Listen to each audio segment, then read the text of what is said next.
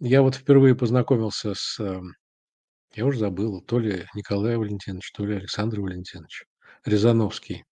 Он в Пене преподавал. Он ни разу то есть он не был в Советском Союзе, но был когда-то, может быть, как турист.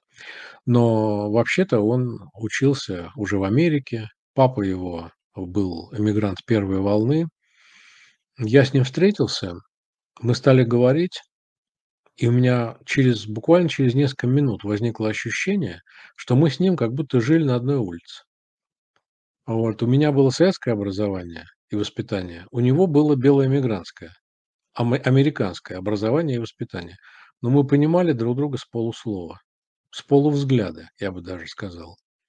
Вот. Для меня это было открытие, откровение почти что. И я понял, что на самом деле то, что я называю культурной матрицей, она передается вне зависимости от политической системы.